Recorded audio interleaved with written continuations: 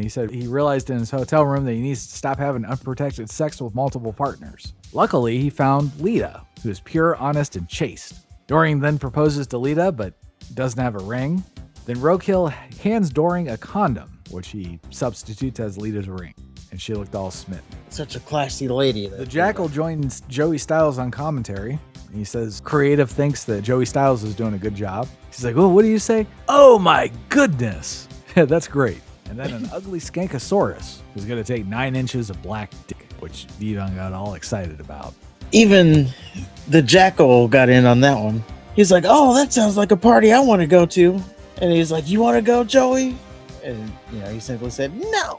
He used something that wasn't identified. I think it was barbed wire. Yeah, he took something off of the side of the entrance. Styles immediately says, go wide, go wide. All you can make out was that Taz was holding something and he put Tajiri in the Hajime. So Alfonso slides in the ring, does a forward roll, leaving a chair for RVD. So then RVD does a springboard moonsault over the chair, grabs it, and then drop kicks it in Storm's face. For the life of me, I don't understand why RVD couldn't just turn around and pick up the chair. Like, what if he got hurt on the springboard moonsault? Just to jump over the fucking chair. Yeah, too much flair. Well, moving on, we have our Wrestling Rewind. And this week is ECW Heatwave 1999. We're in Dayton, Ohio. We open with Taz saying that he's going to tear Yoshihiro Tajiri apart. Then he does his little catchphrase, which he really loves. Beat me if you can. Survive if I let you. Then Danny Doring and Amish Roadkill get some interview time. Doring says they're the hottest stars at Heatwave. Then he says they're long, strong, and bound to get their wrestle on. And then Roadkill just says chickens. And does a Hannibal Lecter sound. It's also worth noting that Doring and Roadkill are accompanied by Lita, who's called Miss Congeniality.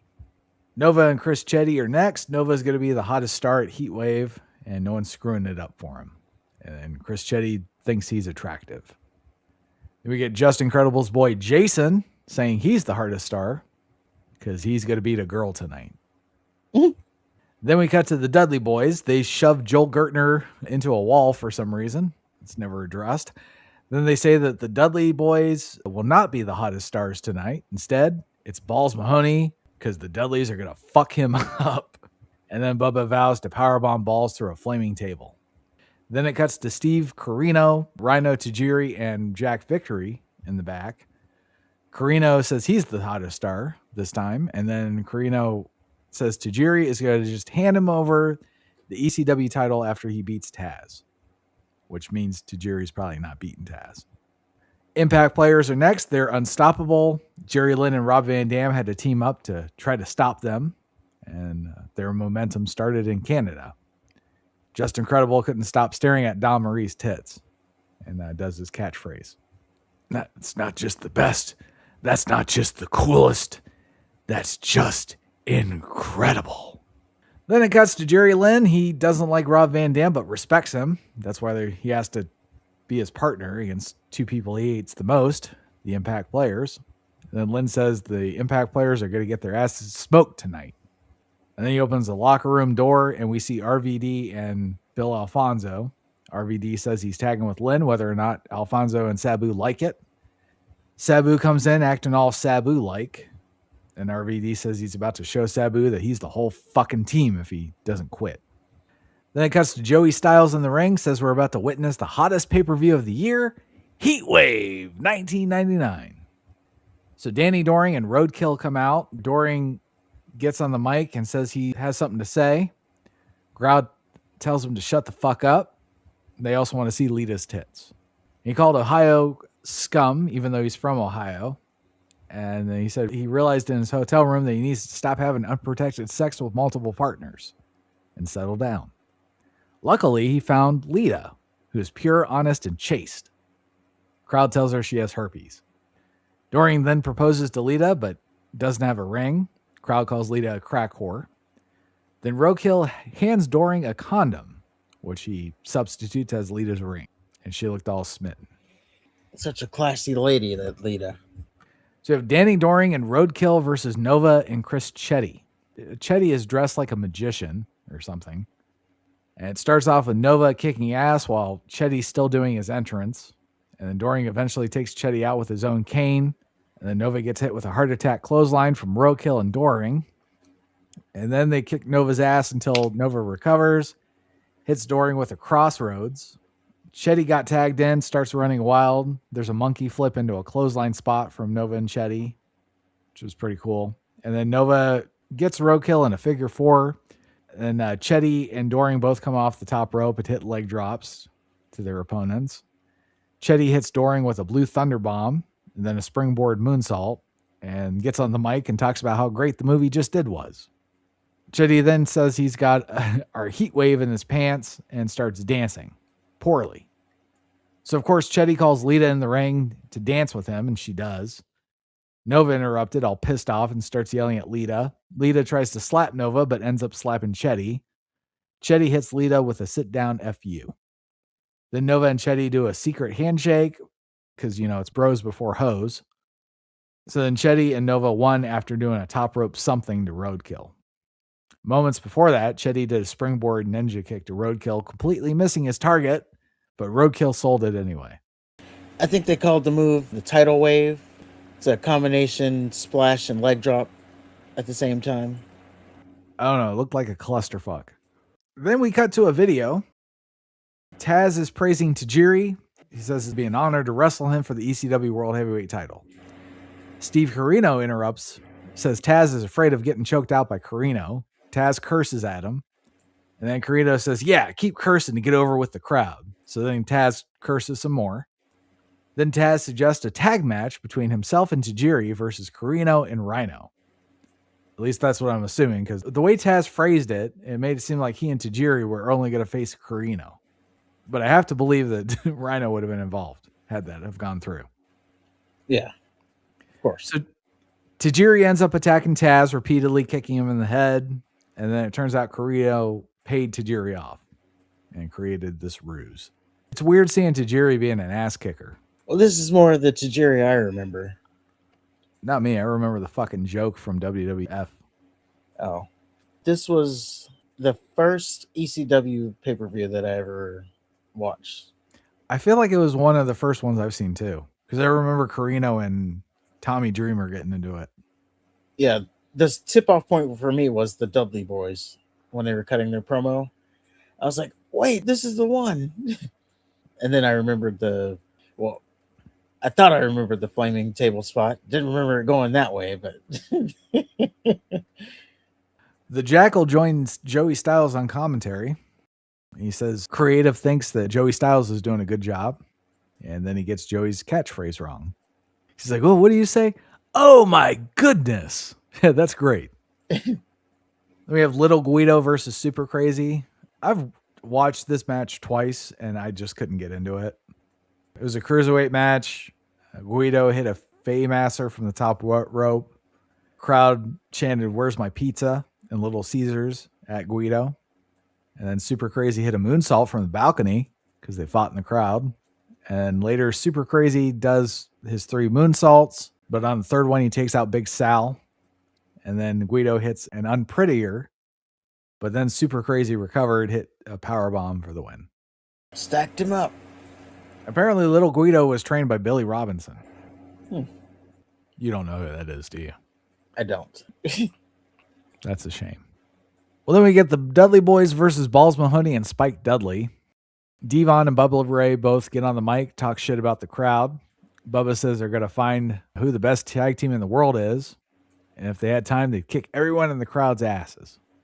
Bubba then calls out some faggot in a Hawaiian shirt. And then the mom in the front row who taught her daughter how to suck dick. And then an ugly skankosaurus who's going to take 9 inches of black dick, which Devon got all excited about. I love how he just jumped on the corner like, yeah, that's my dick. Even the Jackal got in on that one. He's like, oh, that sounds like a party I want to go to. And he's like, you want to go, Joey? And, he simply said, no. He's like, what? It sounds like a great party. So according to Bubba Ray, apparently we don't have the guts to do anything about the faggot or the mom teaching how to suck dick or the skankosaurus. So And then he gets in some bald, fat motherfucker's face, throws a drink at him. Then he spits on a lady, and then he calls another lady a $5 an hour whore. Then Joel Gertner gets on the mic. Remember, Balls Mahoney lit his face on fire last pay-per-view. So Gertner is wearing a mask and sunglasses. He says, whether at home or here in Dayton, the ladies are watching, masturbating. So then Balls Mahoney and Spike come out. Of course, they get on the mic too. Balls says that they're winning, and it's going to be a Dayton street fight. Falls count anywhere. So the match starts as a clusterfuck, as you would expect. And then Bubba hits Balls in the head with a chair. Spike hits a bulldog on the entrance ramp. Balls and Bubba use a cheese grater on each other. Bubba actually licked it. It's extra. There's a brawl through the crowd. Spike does a dive off the balcony. They fight back in the ring. There's a stereo 10 punches followed by a stereo sit-down powerbomb. And then Spike hits an acid drop. It gets kicked out of. Spike hits another acid drop, but Gertner and the sign guy, Dudley, pull the ref out of the ring. Dudley's go for a 3D. Balls and Spike both counter the move with a roll-up, and they win the match. So for winning the match, Spike and Balls get fucked up, and then Spike is put through a flaming table. So Spike is on fire, and Balls is dropped on his neck, and it's looking bleak for the tag champions, the new tag champions. And the Dudleys are running amok. But then rap music begins to play. And it's New Jack in a shopping cart full of Looney Tune weapons. And he fucks up the Dudleys. Then Balls, Spike, and New Jack celebrate. I do appreciate that New Jack dances, and he uses all his weapons. Yeah, there was a part where he put a kitchen sink over Bubba Ray's nuts and then hit it with a vacuum. I believe that was a Kirby vacuum. Tommy Dreamer comes out with Francine. Dreamer says it's not Heatwave without him, and he wants to have an orgy when the pay-per-view is over. Then he talks shit about WWF King of the Ring and WCW Bash at the Beach. And the wrestlers deserve respect, but the show is shit, and Heatwave is now the pay-per-view standard. I don't know how he came to that conclusion, but there you go. Dreamer says he has two announcements. ECW can now be seen on the Nashville network. Dreamer then talks about ECW's booming business and wants to make ECW the number one federation in wrestling. He then starts crying, and he's about to say something, but he's interrupted by Steve Corino, who calls Dreamer a has-been and a casualty of hardcore wrestling who slaved for ECW, and all Dreamer got was 2 herniated discs. Dreamer needs back surgery and his career is over, says Corino. Corino says he respected Dreamer when he was a wrestler, but the fans made Dreamer into a cancer. And then he asked Dreamer if it was worth it. Dreamer says, well, yeah. And then Corino loses his shit. He's like, are you nuts? You need surgery. You have to retire. Corino says he's in the greatest shape of his life because he gives the fans what they want. An old school wrestling match like they used to see in Memphis. I don't know why that's funny, but it is. So Corino tells Dreamer that he won't wrestle on TNN, and Corino will. And Dreamer needs to let Corino pin him. Dreamer tells Corino to go fuck himself, and then he tries to leave, but Corino starts kicking his ass. Dreamer doesn't sell anything. He's like Brock Lesnar and Dragunov.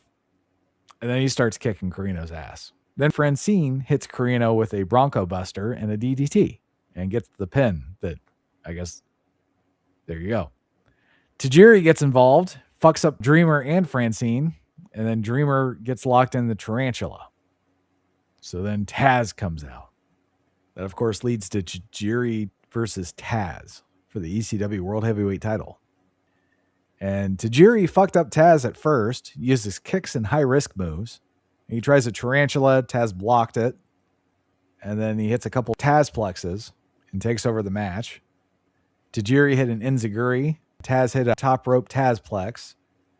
Then Tajiri catches Taz with a wicked kicks to the head. The same kicks that like fucked him up to begin with to start this little program. Somehow Taz survived the pinfall. Tajiri gets thrown onto the entrance ramp into Steve Corino. And then Taz throws Jack. He throws Jack Victory's wheelchair right in his face. Goddamn. Tajiri attacks Taz, goes for a Frankensteiner on the ramp. Taz turns it into a power bomb. And then Rhino sets up a table, which Taz plexes Tajiri through. And then Taz ends up winning it with a kata hajime. And he used something that wasn't identified. I think it was barbed wire. Whatever it was, Styles stopped being a fan of Taz. Says that the selfish son of a bitch is going to get ECW banned from pay-per-view. Yeah, he took something off of the side of the entrance. And then Styles immediately says, "Go wide, go wide." Keep it wide, keep it wide. So they go to like this wide angle shot far back so you couldn't really see what was happening. All you can make out was that Taz was holding something and he put Tajiri in the kata hajime. Yeah. And then his arm was bleeding afterwards, this being Taz. So yes, probably barbed wire. Well, Taz is pulled off Tajiri by officials, and then Taz does his catchphrase and leaves. Beat me if you can. Survive if I let you. Like, if you're going to use barbed wire, show it. Yeah, I get it. Or at least say it was barbed wire. They weren't really clear on what it was. Yeah. I guess that's what they're really going for, is like, we don't know what it is. Well, if you didn't know what it is, why did Joey Styles insist that they keep it wide? Or they didn't want us to know what it was. I don't know. Okay. Well, finally, we have the Impact players versus RVD and Jerry Lynn. Very slow start.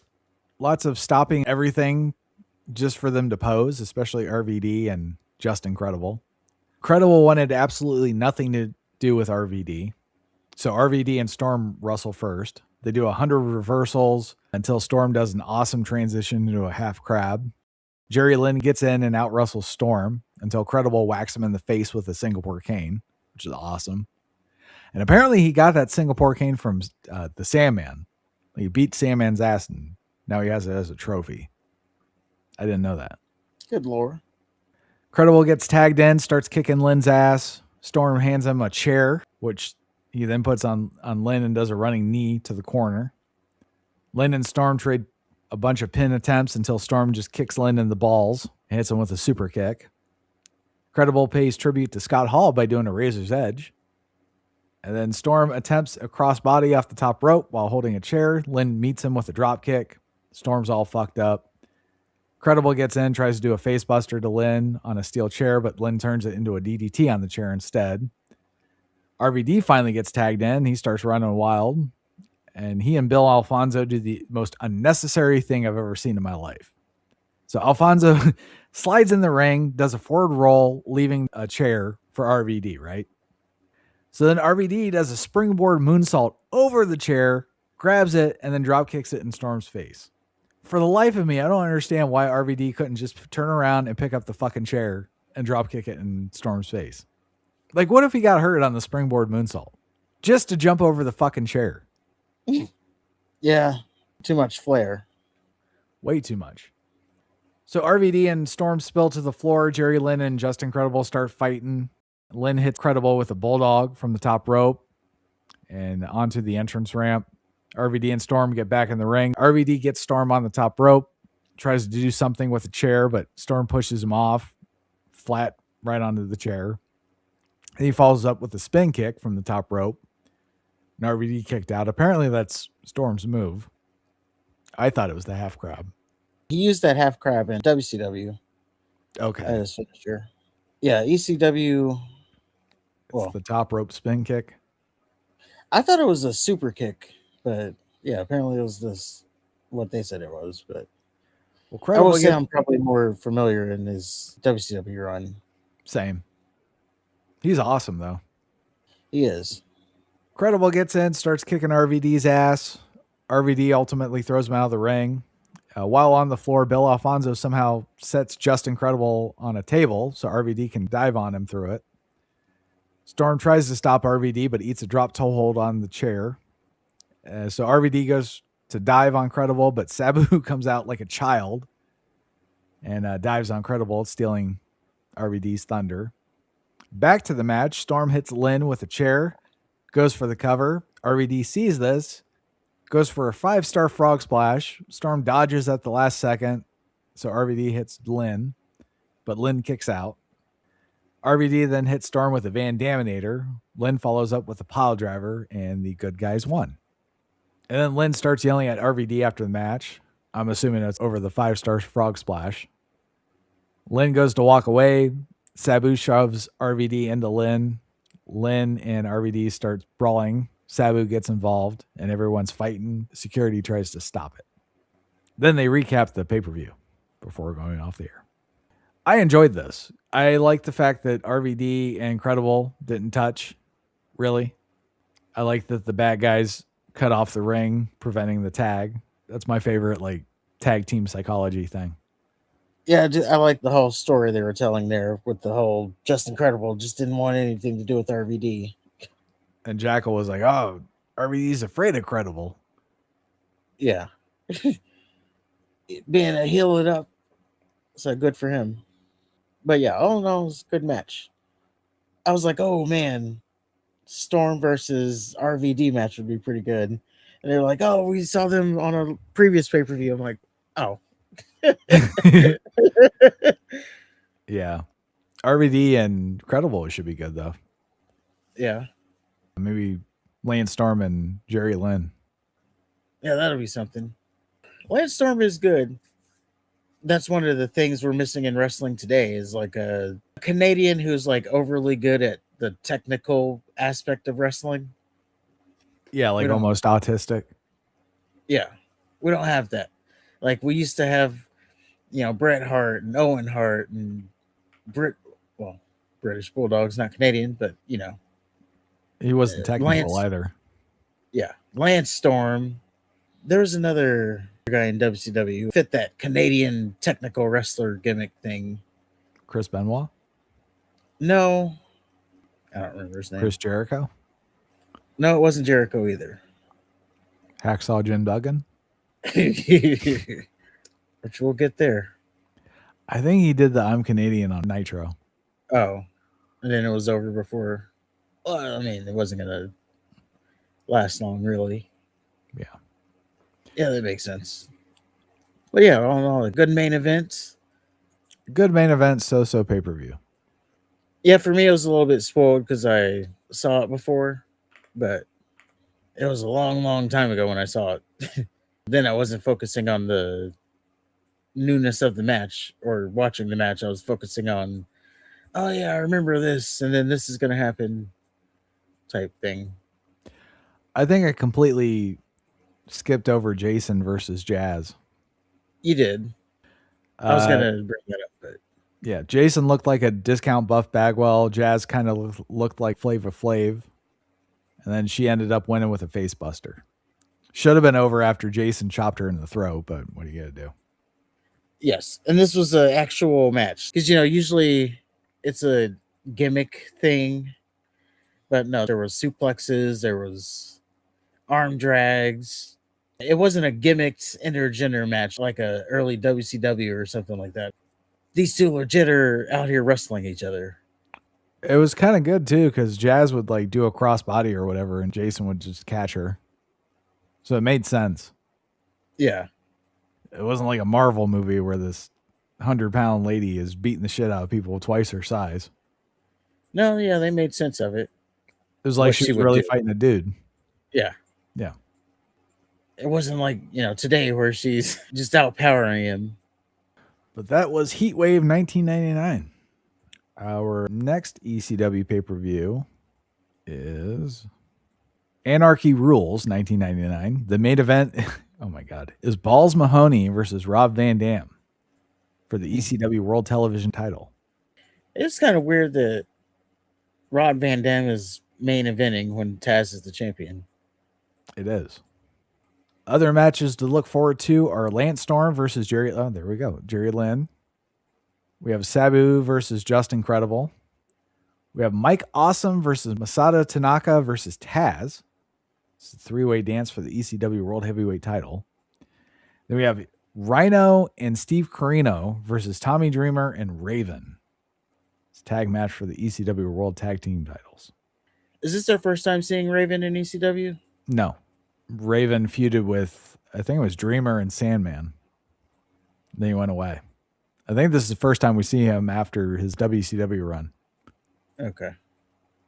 Because they already referenced Saturn in a dress. Yes, they did. But before that, we have WCW Spring Stampede 2000. This is the 5th and final Spring Stampede coming out of Chicago, Illinois.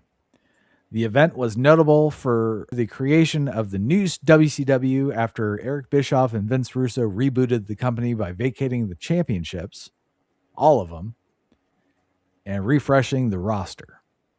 Many tournaments occurred during the event for the vacated titles. There's 14 fucking matches on this show. 14. The main event was Diamond Dallas Page versus Jeff Jarrett. This was the tournament final for the WCW World Heavyweight Championship. Well, at least Diamond Dallas Page got back to a world title picture. True. The preliminary matches were just separate tournaments for the tag team titles and the U.S. title. That's basically the whole pay-per-view is just semifinals and finals for shit. So we have Terry Funk facing Norman Smiley for the vacant hardcore title. And then there's also a 6-way match for the vacant cruiserweight title. Chris Candido is the only one I remember being in the match. That is our Wrestling Rewind.